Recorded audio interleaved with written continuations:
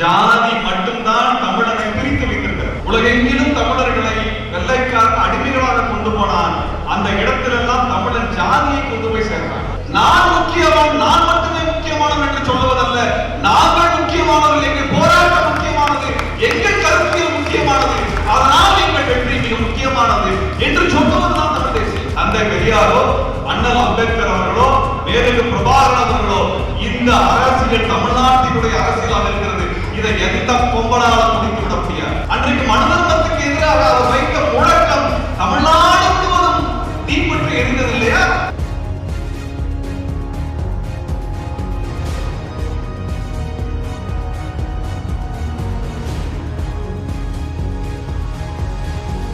இது ஒரு குடும்ப விழாவா நம்ம பார்க்கிறோம் இல்லையா? எல்லாரும் மேடைக்கு வரணும் விருப்பமா இருக்கு, எல்லாரும் தோழர் விருப்பமா இருக்கு. தோழர் ரொம்ப கோபமா இருக்கு, அடிக்கிறாரு. ஏன்னா சிரிச்சுட்டே தான் போறாங்க. மேடைக்கு வர்றவங்க அடி வாங்கிட்டு தான் வர்றாங்கன்னு நினைக்கிறேன் இல்லையா? அண்ணன் கையில் அடி வாங்குறது ஒரு இன்பம் இருக்கு இல்லையா? பொய் சொன்னாலும் பொருத்தமா சொல்லணும். இப்படி ஒரு போட்டோவை போட்டுட்டு 59 வயசுனா எப்படி சொல்லுங்க? ஒரு நியாயத்தை சொல்லணுமா? வயசு சொல்லக்கூடாது இல்லையா? அன்பான தோழர்களே, ரொம்ப இனிமையான ஒரு மகிழ்ச்சியான நாளிலே உங்களை சந்திப்பதிலே பெரும் மகிழ்ச்சி அடைகிறேன். இந்த மாலை பொழுதை உங்களிடத்திலே செலவழிப்பதற்காக எனக்கு வாய்ப்பு கொடுத்த அனைத்து தோழர்களுக்கும், விடுதலை சிறுத்தை கட்சியுடைய பொறுப்பாளர்கள் அனைவருக்கும் நான் நன்றி தெரிவிக்க கடமைப்பட்டிருக்கிறேன். இங்கே மேடையில் அமர்ந்திருக்கக்கூடிய அனைத்து ஆளுமைகளுக்கும் நான் வணக்கத்தை தெரிவித்துக் கொள்கின்றன. நேரம் இல்லாத காரணத்தினால், அனைவருக்கும் நேரம் வேண்டும் என்கிற காரணத்தினால் என் வணக்கத்தை நீங்கள் பொறுத்தருந்து ஏற்றுக்கொள்ளுமாறு கேட்டுக்கொள்கின்றேன். அதாவது தோழரை ஏன் நம்ம அண்ணன் சொல்றோம்? தோழர்கள் பேசும்போது அண்ணன் திருமான்னு சொல்றாங்க. ஏன் சொல்றாங்க?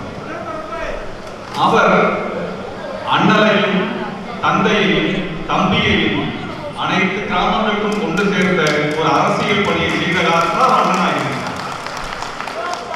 இது பாராட்டு பேசுறதுக்காக வந்த ஒரு மேடையாக நாம் பார்க்கவில்லை. அவரோடு நமக்கு இருந்த அனுபவங்களை பகிர்ந்து கொள்வதற்காக சந்திக்கின்ற ஒரு மாலை பொழுதாக நாம் பார்க்கலாம்.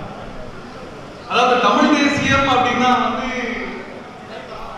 யாரு என்ன ஜாதி, அவன் தமிழனா இல்லையா அப்படின்னு ஆராய்ச்சி பண்றதுக்கு பேர் தமிழ் தேசியம் இல்லை.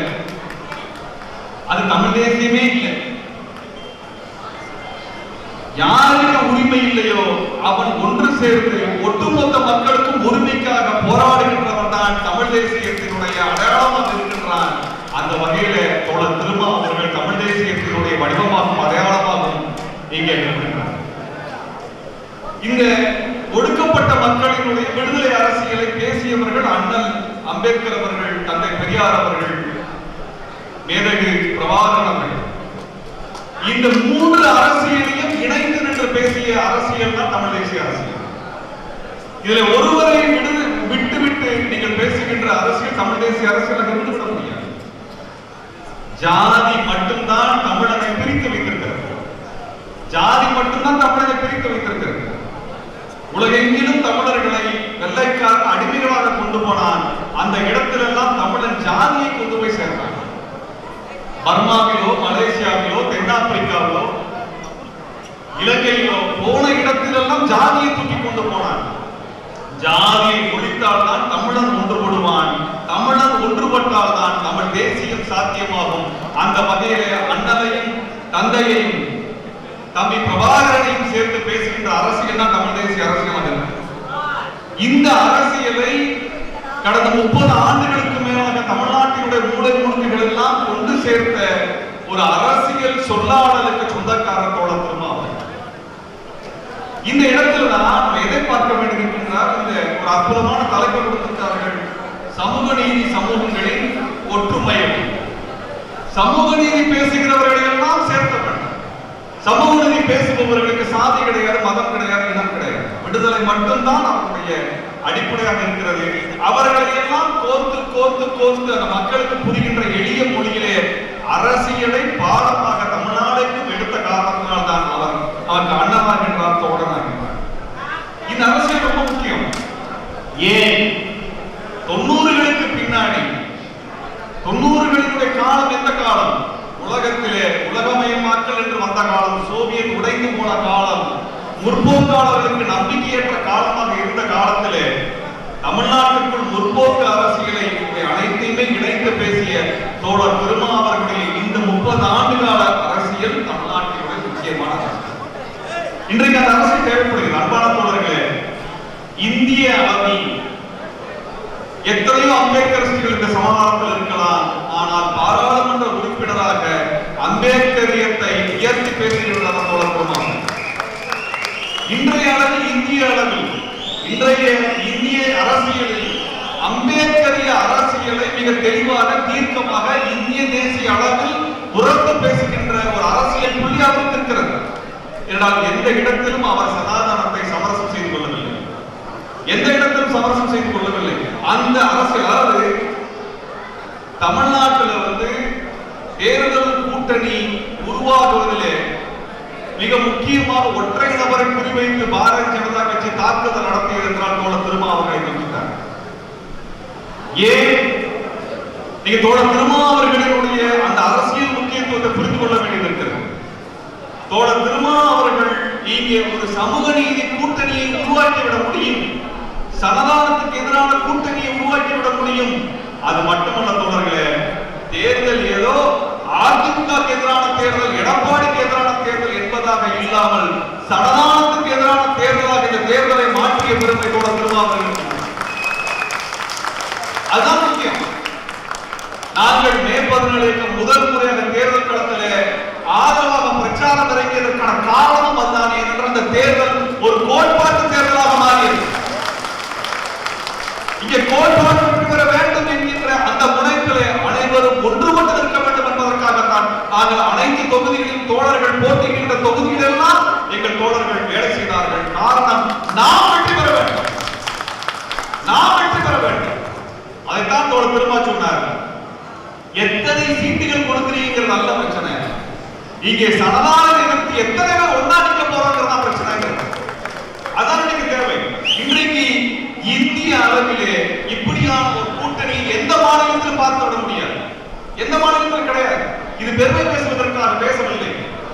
அம்பேத்கரிஸ்டுகள், பெரியாரிஸ்டுகள், தமிழ் தேசியவாதிகள், இஸ்லாமிய சகோதரர்கள் என அனைவரும் ஒன்று சேர்ந்து நின்ற அந்த கூட்டணி இந்தியாவில் வேறு எந்த மூலையிலும் நடக்கவில்லை, தமிழ்நாட்டில் நடந்தது. அதற்கு முக்கிய காரணம் தோழர் திருமா அவர்கள். இந்த அரசியல் தமிழ் தேசிய அரசியல். நான் முக்கியவான், நான் மட்டுமே முக்கியமானவன் என்று சொல்லுவதல்ல, நாங்கள் முக்கியமானவர்கள், எங்கள் போராட்டம் முக்கியமானது, எங்கள் கருத்தியல் முக்கியமானது, அதனால் எங்கள் வெற்றி மிக முக்கியமானது என்று சொல்லுவதுதான் தமிழ் தேசியம். அனைவரையும் உள்ளடக்குவது, அனைவரையும் அரவணைப்பது, அனைவரையும் சகோதரனாய் பார்ப்பது என்கின்ற அந்த சகோதரத்துவ அரசியல் அம்பேத்கரிடம் ஆரம்பித்து இங்கே திருமா அவர்கள் ஒவ்வொரு பேச்சிலும் நாம் வெளிப்படுவதை பார்க்க முடியும். அவை இதையெல்லாம் சேர்த்து தான் தமிழ்நாட்டின் அரசியலை பார்க்க வேண்டியிருக்கிறது. இன்னைக்கு இருக்கக்கூடிய நிலைமையில பாரதிய ஜனதா கட்சி இந்தியாவினுடைய ஜனநாயகத்திற்கு எதிரானதாக, மத சகிப்புத்தன்மைக்கு எதிரானதாக, ஜாதியத்திற்கு ஆதரவாக, பிற்போக்குத்தனத்திற்கு ஆதரவாக இருக்கக்கூடிய ஒரு ஆபத்தை கொண்டு வந்திருக்கிறது. இந்த இடத்துல கடந்த 4-5 வருடங்களில் விடுதலை சிறுத்தைகள் கட்சி எடுத்த மிக முக்கியமான மாநாடுகள், உலக வர்த்தக கழகத்தில் கல்வியை வணிகமாக்குவதற்கு எதிராக இந்தியாவில் நடந்த முதல் மாநாடு விடுதலை சிறுத்தை கட்சி நடத்திய மாநாடு. தேசம் காப்போம் என்று சொல்லி பாஜகவுக்கு எதிராக சமத்துவத்தை முன்வைத்த மாநாட்டை தோழர் திருமா அவர்கள் தான் முன்னெடுத்தார். இந்த சிஏஏ என்கின்ற இந்த குடியுரிமை திருத்த சட்டம் என்பது வெறும் இஸ்லாமியர்களுக்கான பிரச்சனை என்று இந்தியா முழுவதும் பெருந்தலைவர்கள் எல்லாம் அமைதி காத்த பொழுது, இல்லை இல்லை, இஸ்லாமியர்கள் எங்கள் சகோதரர்கள் என்று சொல்லி அதற்குரிய ஒரு எழுச்சி மிகுந்த ஊர்வலத்தையும் மாநாட்டையும் நடத்தி காட்டியவர்கள் விடுதலை சிறுத்தைகள் கட்சிகள். இது மட்டுமல்ல தோழர்களே, 10 ஆண்டுகளுக்கு முன்பு கிட்டத்தட்ட இதே மாத காலகட்டத்தில், இதே ஆகஸ்ட் மாத காலகட்டத்தில் 2011 3 தமிழர் தூக்கு வந்தது. நாம் அதிர்ச்சி அடைந்த வேளையில், மூவர் உயிரை எப்படி காப்பதற்கு ஒட்டுமொத்த தமிழ்நாடு துடித்துக் கொண்டிருந்த வேளையில் மரண தண்டனை ஒழிப்பு மாநாட்டை திரும்ப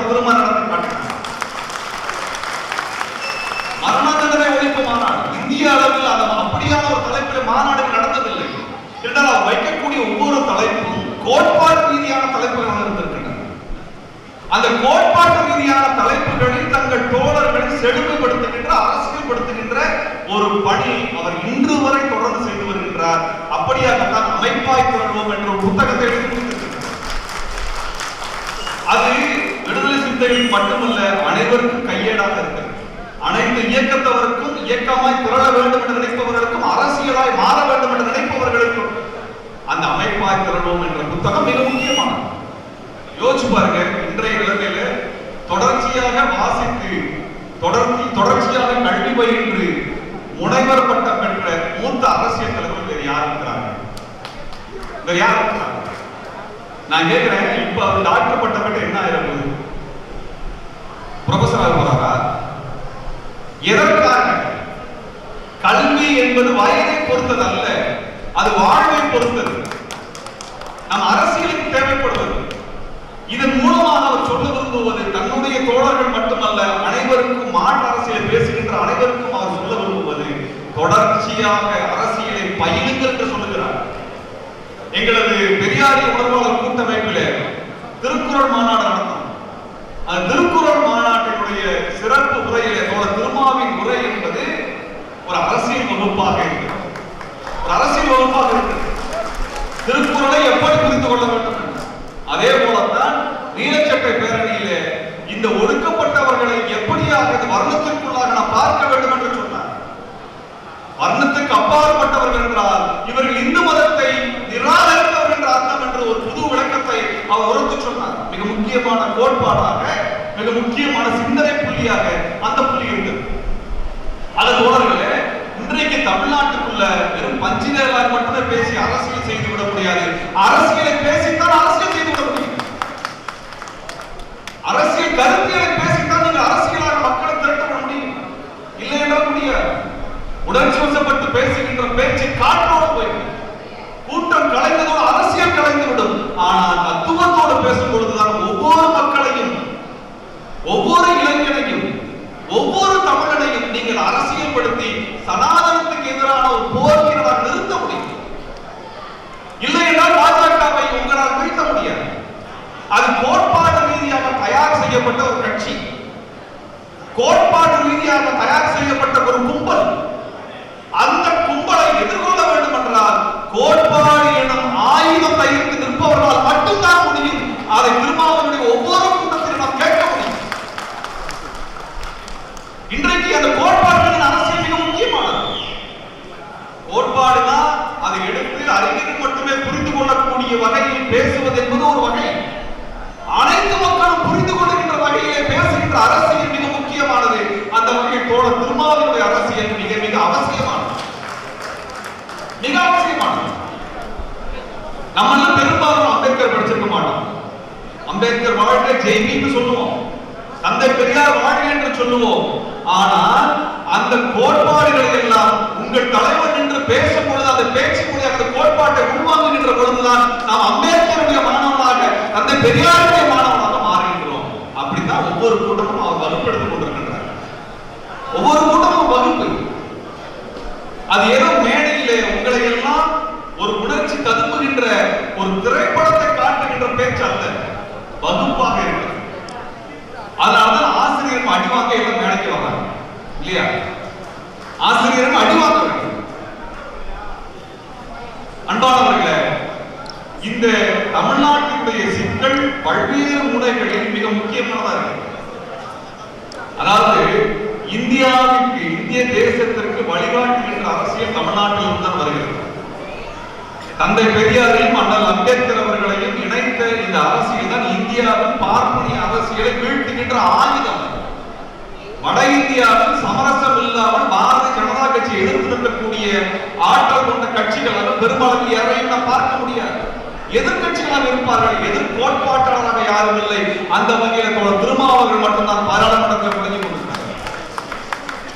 எதிர்கோட்பாடாக அவர்கள் தத்துவத்தை பிளந்தெடுத்து அதனுடைய உயிரை தூக்கி எறியக்கூடிய ஒரு அரசியல் ஒரு அறம் நமக்கு தேவைப்படுகிறது. அதுலதான்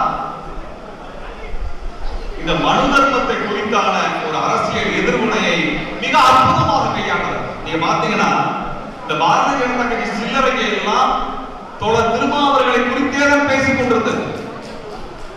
அது எச்ராஜா போன்ற நபர்கள் தொடர்ச்சியாக தோழர் திருமாவை குறிவைத்து குறிவைத்து குறிவைத்து பேசினார்கள். சாதியவாதிகள் பேசினார்கள். காரணம் என்ன?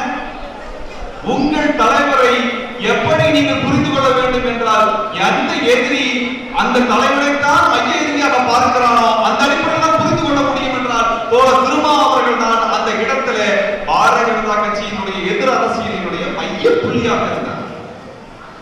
அவர் எப்படியாவது கூட்டணியில் இருந்து வெளியில் அகற்றிவிட வேண்டும் என்று நினைத்தார்கள், பிரித்துவிட வேண்டும் என்று நினைத்தார்கள், பொது நீரோட்டத்தில் கலக்கக்கூடாது என்று நினைத்தார்கள், பொது நீரோட்டத்தில் கலக்கக்கூடாது என்று நினைத்தார்கள். ஆனால் பொது நீரோட்டமே அவர் வைத்ததாகத்தான் மாறியது.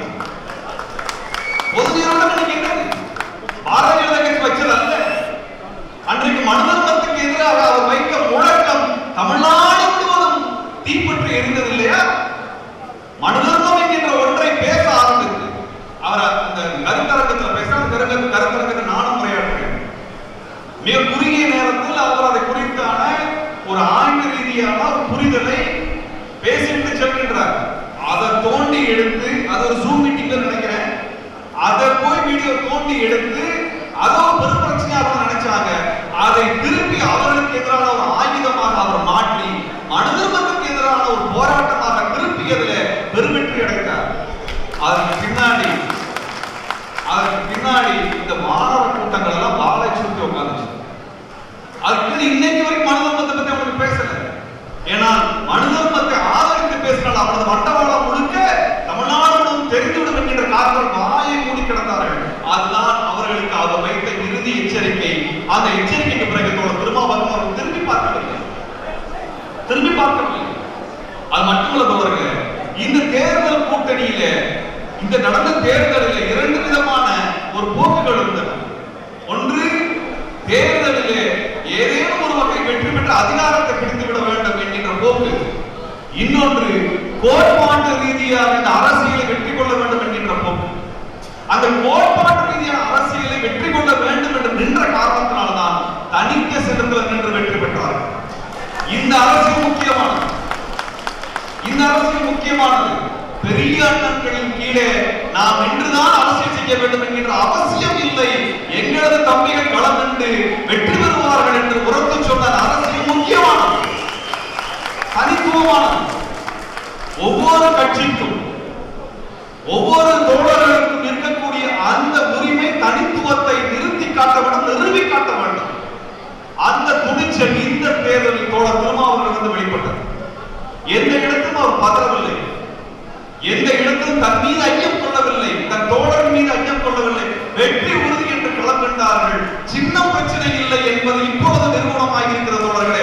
சின்னம் அல்ல வெற்றி, கோட்பாடுதான் வெற்றி. கோட்பாடுதான் வெற்றியை வைக்கும் என்பதை நிரூபித்திருக்கின்றோம். இப்படியான ஒரு அரசியல் தமிழ்நாட்டில் மிக தேவை. என்றால் கோட்பாட்டை கொண்டு போய் அடகு வைத்து விட முடியாது. கோட்பாட்டுக்கு மிஞ்சியதல்ல சின்னம், சின்னத்திற்கு மிஞ்சியதான் கோட்பாடு, சின்னத்தை தாண்டியது கோட்பாடு.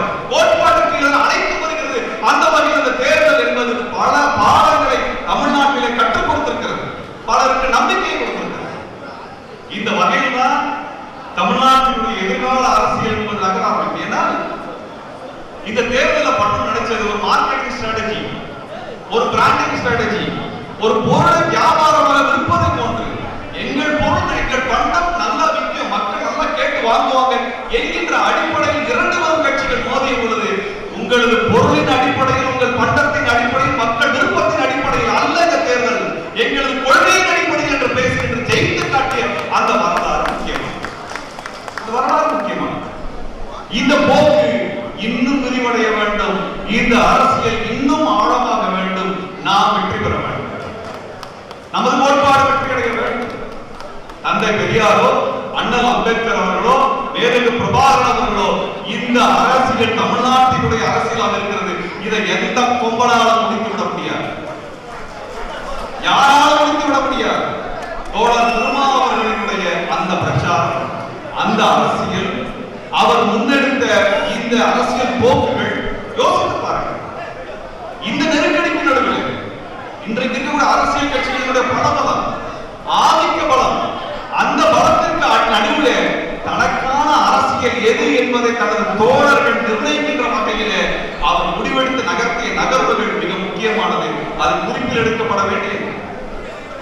சொன்னார்கள், நீங்கள் தனியாக ஒரு சின்னத்தை நீங்கள் பெற்றுக் கொண்டீர்கள் என்றார். தனியாக நீங்கள் நின்றீர்கள் என்றால் வெற்றி பெற முடியாது என்று சொன்னார்கள். வெற்றி தோல்வி அல்ல முக்கியம், நமது கோட்பாடு முக்கியம். அந்த அளவில் நின்று வெற்றி காட்டார்கள். இதிலே பாராளுமன்ற தேர்தலிலும் சரி, சட்டசபை தேர்தலிலும் சரி, இரண்டிலும் நடந்தது. அது தோழர்களே, நமது அரசியல் வலுவான அரசியல் என்பதை மிக நுணுக்கமாக, மிக ஆழமாக, மிக துணிச்சலாக அதை நிறுவி காட்டியிருக்கின்றார். அந்த அரசியலை விரிவுபடுத்த வேண்டும். விடுதலை சிறுத்தைகள் கட்சி என்பது ஒரு குறிப்பிட்ட சமூகத்திற்கு, ஒரு குறிப்பிட்ட ஒடுக்கப்பட்ட மக்களுக்குமானது மட்டுமல்ல, ஒட்டுமொத்த தமிழ் தேசிய இனத்திற்குமானது என்பதை தேர்தல் நிரூபிக்கிறது. எத்தனை வன் சொற்கள், எவ்வளவு அவமானப்படுத்துகின்ற முயற்சிகள், இதையெல்லாம் கடந்த 10-12 ஆண்டுகள் நாங்கள் நேரே பார்த்திருக்கின்றோம். அதையெல்லாம் முறியடித்து தலை உயர்ந்து நிற்கிறது விடுதலை சிறுத்தைகள் கட்சி. அந்த கட்சியினுடைய வழிகாட்டுதலை நிறுத்தி நின்று கை காட்டியிருக்கிறார்கள். பிறந்த நாளை அதான் கொண்டாடுகின்றோம். இந்த பிறந்த நாள் கொண்டாடுகின்றோம். இந்த இருவரும் ஆணைகளுக்கு நடுவிலே எளிய மக்களுக்காக ஒரு கட்சியை கட்டுவதும், அந்த கட்சி தேர்தலிலே தனித்து நின்று வெற்றி பெறுவதும் ஒரு விளையாட்டு அல்ல, அது வரலாறு. அதைத்தான் நிகழ்ச்சி கட்டும். அது தேர்தல் அரசியல். இந்த தேர்தல் அரசியலுக்கு அப்பாற்பட்டவர்கள் நாங்கள். ஆனால் இந்த தேர்தல் அரசியல் எவ்வளவு சிக்கல் நிறைந்தது. இந்த தேர்தல் அரசியலுக்குள் இருக்கக்கூடிய சூழ்ச்சிகள் எத்தனை, அதையெல்லாம் ஒரு தலைவர் வென்று காட்டியிருக்கிறார். அவரை கொண்டாடுவதில் எந்த தவறும் இல்லை. ஏனென்றால் அவர் முன்வைக்கின்ற அரசியல் நம் அனைவருக்குமான அரசியலாக இருக்கிறது. ஆக நம்முடைய கடமையாக எதை பார்க்க வேண்டும் இருக்கின்றார்? இன்றைக்கு தமிழ்நாட்டை சூறையாட வேண்டும், தமிழ்நாட்டை சாதியாக பிரிக்க வேண்டும், தமிழ்நாட்டை பல மாநிலங்களாக உடைக்க வேண்டும் என்ற சதிகாரர்கள் தெரிந்து கொண்டிருக்கிறார்கள். அந்த சதிகாரர்கள் வீழ்த்த வேண்டும்.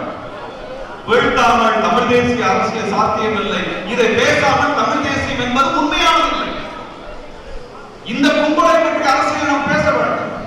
யார் தமிழன் என்று தேடிக்கொண்டிருப்பது அல்ல தமிழ் தேசியம். யார் ஒடுக்கப்படுகிறானோ அவனுக்கான விடுதலையை பேசுவது தமிழ் தேசியம். அதைத்தான் விடுதலை சிறுத்தைகள் கட்சி தொடர்ந்து பேசிக் கொண்டிருக்கிறது. அதைத்தான் பேசிக் கொண்டிருக்கிறது. இப்படியான ஒரு பிரதித்துவ அரசியல், அனைத்து சமூகங்களையும் உள்ளடக்கி அரவணைத்து பேசுகின்ற அரசியல், சந்தர்ப்பவாதத்தை முற்றிலுமாக தவிர்த்துவிட்டு கொள்கையை முன்னிறுத்துகின்ற, கூட்டணியை முன்னிறுத்துகின்ற வகையில இந்த அரசியலை முன்னெடுக்கக்கூடிய ஒரு முதிர்ச்சியான நகர்வு என்பதான் தோழர் திருமாவளவன் நகர்வாக இருக்கிறது.